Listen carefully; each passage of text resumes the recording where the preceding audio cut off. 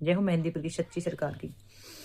तो ये आप सबने मेरा पहला पार्ट तो देख लिया, सुना भी होगा कि कैसे मैं बचपन से सेवा की और क्या मेरी आस्था थी भगवान के प्रति, कैसे मेरा बचपन रहा, क्या क्या शरारतें की मैंने और कैसे कैसे मैंने वो दुख भी झेले। और खुशी तो थी लेकिन दुख भी बहुत रहा, क्योंकि चोट लगने के बाद तो परेशानी तो बढ़ती है। तो उसके बाद में मैंने जैसे माँ भगवती की मैंने बचपन से सेवा की है, मैंने पिछली वीडियो में आपको बता ही दिया है। उसके बाद में मैं आई शादी होकर के 2011 में मेरी शादी हुई। हरियाणा गुरुग्राम शहर में गुड़गांव में मेरी शादी हुई 12th के बाद में। तो अचानक से मेरे पैरों में दर्द बढ़ जाता है। 2-4 साल तो मेरे अच्छे रहे ससुराल में। उसके बाद में ऑटोमेटिक ही मेरे पैरों में दर्द होने लगा। पैरों में, हाथों में तो नहीं होता था, मोस्टली मेरे पैरों में होते था। पैरों में और कमर में बहुत दर्द रहता था, कमर में, पैरों में। तो मैंने दवाइयाँ भी खाई, बहुत दवाइयाँ खाई, पर कोई फर्क नहीं पड़ा मुझे। जिसने जैसे बताया मैंने वहां पे दिखाया खूब, पर आराम नहीं पड़ा। उसके बाद में माँ भगवती की कृपा से 2 बच्चे भी हुआ, बेटा बेटी सब अच्छे से हो गया, कोई दिक्कत नहीं आई किसी तरह की भी। ये तो माँ की अच्छी कृपा रही कि दोनों डिलीवरी में कोई दिक्कत नहीं, दोनों सिजेरियन हुए, पर कोई वैसे कोई दिक्कत नहीं आई। उसके बाद में 2017 के 18 के आसपास दिक्कतें ज़्यादा बढ़ने लगी मेरे को। पूरी पैरों में दर्द होने लगा मेरे को, हाथों में दर्द होने लगा, कमर में दर्द होने लगा। डॉक्टर को दिखाया, नहीं आराम हुआ। दूसरे डॉक्टर को दिखाया, नहीं आराम हुआ। धीरे धीरे मतलब अपना रंग दिखाने लगी चीजें। जब मैं सोती थी रात को तो मेरे को नींद नहीं आती थी, दर्द की बजाय। मेरे पैरों में इतना बड़ा दर्द इतने तेज से होने लगा कि रात को नींद नहीं आती, बेचैनी रहने लगी, चिड़चिड़ापन हो गया ऑटोमेटिक ही, बहुत गुस्सा आने लगा मेरे को। तो उस टाइम हमें ये नहीं पता था तंत्र मंत्र क्या होता है, ये जादू टोना ज्यादा नॉलेज नहीं थी, क्योंकि मेरे मायके में ऐसा नहीं होता है, हमारे ज्यादा उधर नहीं ये चीजें।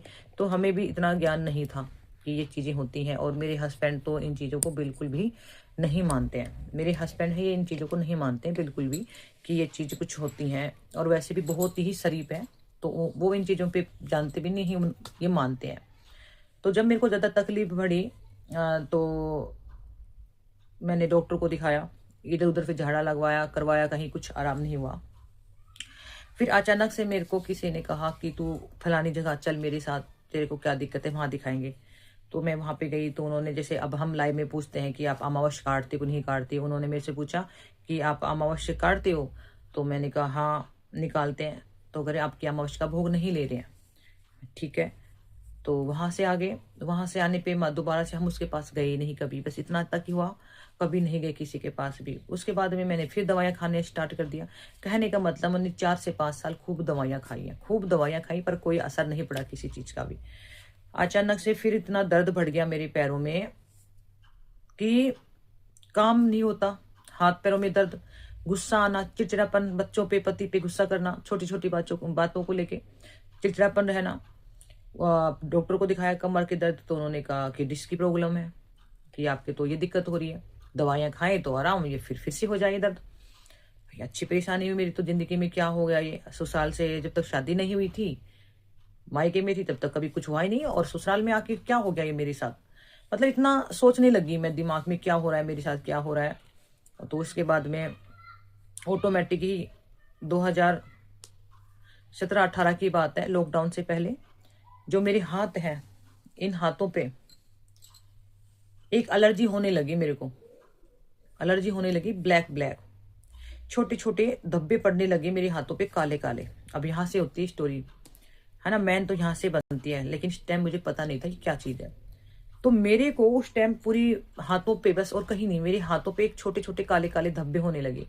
मैंने सोचा ऐसे धब्बे हैं, ये हट जाएंगे, हो सकता है टैनिंग वगैरह या कुछ ऐसी ऐसी चीजें हो गई, सब हो जाएगा।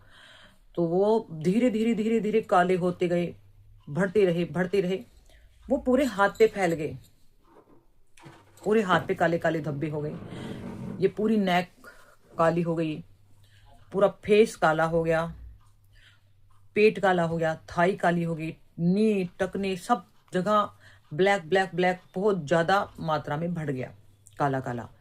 तो तब भी मैंने ध्यान नहीं दिया कि ये क्या चीज है। और मैंने क्या किया, मैंने बहुत सारे फेशियल, क्यों मैंने बताया मैं इतनी नहीं करी उस टाइम मैंने पूजा पाठ। तो नहीं मुझे पता था इन चीज़ों का कि ये चीज़ें नेगेटिविटी चीज़ें कुछ होती हैं। तो फिर मैंने फेशियल करवाए, मैंने फेशियल बहुत करवाए, 8-10 मैंने फेशियल करवाए। मेरी जो हमारे चाचा जी की लड़की थी वो पार्लर पे जाती थी, तो उनको नॉलेज थी, तो उन्होंने कहा कि भाभी जी ये करवाओ ये करवाओ। मैंने वो सब फेशियल ट्राई करे पर कुछ नहीं हुआ। जैसे मैं फेशियल करती थी उससे ज़्यादा और चढ़ता कालापन। ये काले, ये हिस्सा काला मेरा पूरा, इतना ब्लैक नहीं कहेंगे हम उसको, ये कहेंगे जैसे कि एक भैंस पे, जब कोई गांव में जो भैंस वगैरह रखते हैं आपने देखा, जैसे उसका भैंस का रंग होता है और उसको मैल चढ़ जाता है ना, इतना इतना मैल चढ़ जाता है। इस तरह से मेरे फेस पे एक ऐसे डॉट की तरह हो गया, डॉट डॉट डॉट डॉट, काले काले डॉट डॉट, बहुत ज्यादा मैल हो, ये चीजें काली, बिल्कुल काली। अब समझ में ये नहीं आ रहा हो क्या रहा है ये चीजें। अचानक से मैं अपने मायके गई, तो वही कहते हैं सामने वाला व्यक्ति को पता नहीं लगता कि क्या हो रहा है, लेकिन जब मायके में गई तो वहां पे सब लोगों ने टोकना शुरू कर दिया, कहना शुरू कर दिया कि ये क्या हो रहा है, आपको इतना काला रंग कैसे हो गया, ये क्या हो रहा है, ये क्या हो रहा है। तो उस टाइम मेरे को टेंशन होने लगी कि मेरे को हो क्या गया, सब टोकने लगे, क्या रंग काला हो गया मेरा, ऐसा हो रहा है, इतना काला हो गया कि सभी टोकने लग गए। चलो थोड़ा मोड़ा सांवला हो जाता, लेकिन ये तो बहुत ज्यादा काला हो गया था, अति हो गई थी मतलब। तो फिर हमने क्या किया, किसी के पास जाना सही समझा। ऐसे ही मेरी बहन थी, उन्होंने कहा कि चलो कि आपको दिखाते हैं, अपने गांव कोई है आपको दिखाते हैं। वहां पे मेरे को लेके गई मेरी बहन, बहन नहीं मेरी मतलब कोई ससुराल से ही है वो। तो अपने मायके में मेरे को दिखाया उन्होंने, तो वहां पे दिखाया तो उन्होंने पहले उनका दिखाया, उन्होंने शोम का खुद का दिखाया, उसके बाद में बोले इनका भी एक बार देखो क्या दिक्कत है। तो जैसे मैं उस भगत के सामने बैठी तो ऑटोमेटिक ही मैं इतनी रोने लगी, इतनी रोने लगी, पता ही नहीं क्या हो गया मेरे को, अपने आप ही। ना कोई कुछ कहा, ना किसी ने सुना, आंखों में आंसू नहीं रुके और बहुत रोई, बहुत रोई, चिल्ली मार मार के रोना स्टार्ट कर दिया। मैं खुद नहीं समझ रही थी मैं रो क्यों रही हूँ, मेरे को यही नहीं पता मैं रो क्यों रही हूँ। तो उस भगत ने कहा हाँ कौन है, कुछ जवाब नहीं दिया मैंने, कुछ नहीं बोला मैंने, कैसा भी जवाब नहीं दिया। अचानक से वो भगत उठा और अपने रूम में गया और गंगा जल लेके आया। उसने मेरे मुंह पे गंगा जल मारा खींच के। जैसे उसने गंगा जल मारा मैं शांत हो गई, मैं रोना बंद, मैं चुप हो गई। मैंने आंख साफ कर ली क्योंकि मेरे को ऐसा कुछ हो नहीं रहा था। मैंने आंखें साफ कर पूछा, मैंने कहा क्या हो रहा है। तो मेरे से पूछा काली को मानती है, मैंने कहा हाँ। तो कह या तो इसको छोड़ दे काली को मानना, या इसको अच्छे से पूज ले, पूजना है तो, वरना इसको छोड़ दे। मैंने कहा नहीं मैं तो इसको पूजूंगी, छोड़ तो नहीं सकती, मेरी कुल की देवी है, तो इसको अच्छे से मान ले, तेरे पीछे खड़ी है, उसने ये बोला मेरे को। और इसके साथ में गंदी शक्ति भी है और ये मरघट काली तेरे साथ चल रही है। अब मैं सुन के वहीं मेरा पता नहीं क्या हुआ, ना सोच समझने की शक्ति ना कुछ, क्या करूं मैं। उसने हमें भ्रमित भी कर दिया कि तेरे रूम में ऐसे है, तेरे रूम में कोई लेडीज मरी है, वो ऐसे सताती तेरे को, ऐसे करती है। और मेरे दिल दिमाग में एक सवाल आने लगा कि मेरे 2 बच्चे हो गए, मेरी शादी को 10 साल करीबन होने के थे, तभी कभी मेरे को कुछ नहीं हुआ, और अब ये कैसे बता रहा है ये, है ना। तो अब मैं क्या बोलूं, मैं तो चुप आ गए वहां से आने के बाद में ठीक है, हमने उसने 1100 रुपये और पैंट शर्ट ऐसे उसको दे के आई फर्स्ट टाइम कि मेरे को कैसे आराम हो जाए, ये चीज़ें हट जाएंगी, अच्छी बात है। इतनी गहराई वाली बात नहीं थी इस टाइम, जब चलो हो जाएगा। उसके बाद में फिर ऐसे ही चलता रहा। उसके बाद में 1 महीने के बाद में नवरात्रे आते हैं, तो नवरात्रे के बीच में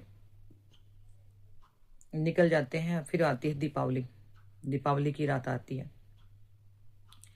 दीपावली को क्या हुआ, हमने सब कुछ, हमारी जो मेरी सास है वो पीर मानते हैं, मानते नहीं है हम लोग, ऐसे सब सैयद पीर है हमारे पास में, तो सब लोग वहाँ पे ढैया बोलते हैं, ढैया चढ़ाने जाते हैं, ढैया क्या बोलते हैं उसकी, गुड़ की ढैया 5 किलो वाली। तो सास ने बोली आप भी चलो मेरे को, तो मैंने कहा ठीक है मम्मी जी मैं भी चलती हूँ आपके साथ। तो मैं साड़ी डाली और मैं अपने बच्चों को तैयार किया, चलो हम भी चलते हैं माँ के साथ में।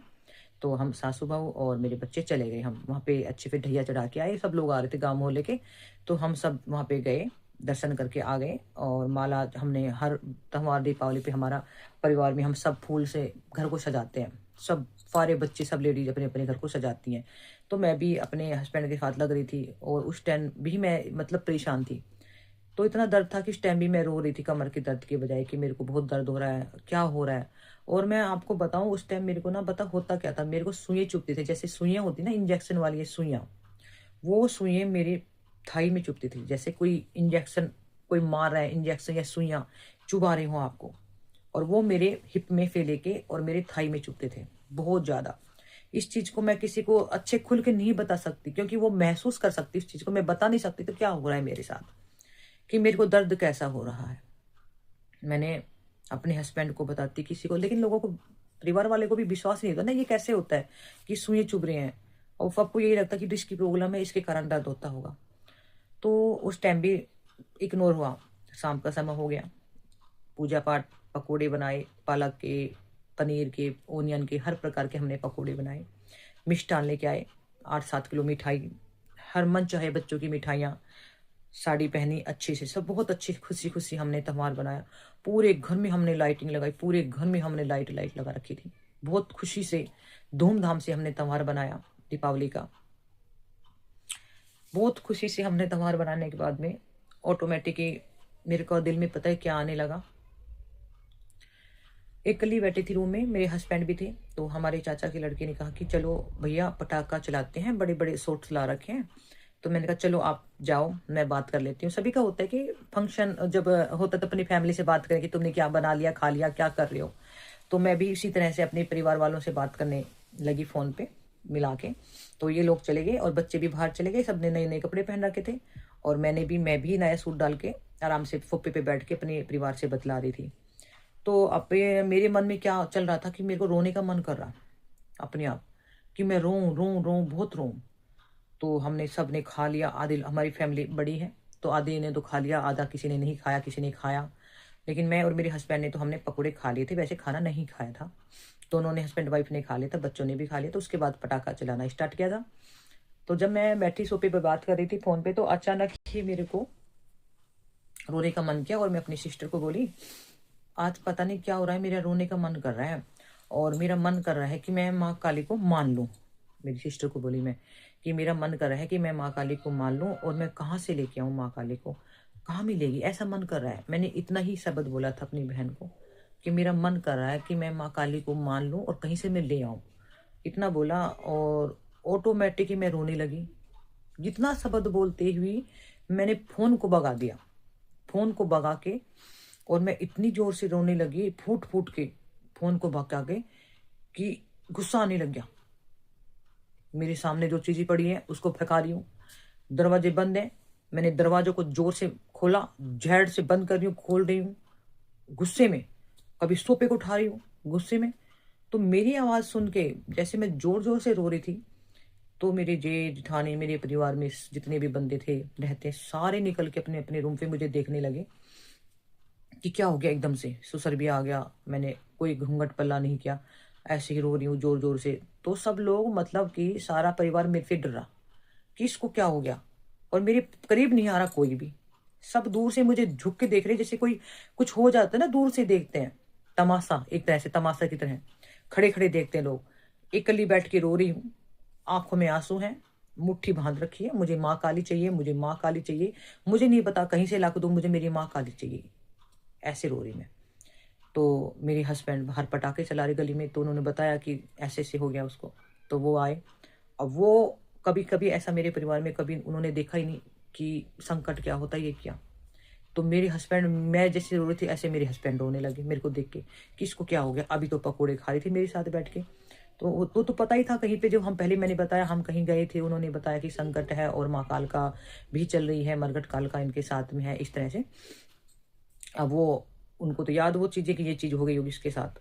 तो वो भी रोने लगे। और मेरे बच्चे, बेटी उस टाइम मेरी 8 साल की थी, और बेटा शायद 5-7 साल का होगा, तो वो भी रोने लगा। बच्चे मेरे घर में 6-7 बच्चे, हम 3 भाई हैं, मेरे हस्बैंड, तो 5-6 बच्चे थे हमारे घर में, सारे बच्चे रोने लगे, सास रोने लगी, देवरानी भी रोने लगी, सारे परिवार मतलब रोने लगे मेरे को देखे, हो क्या गया इसको, खूब रो रही हूँ, रुक नहीं रही हूँ।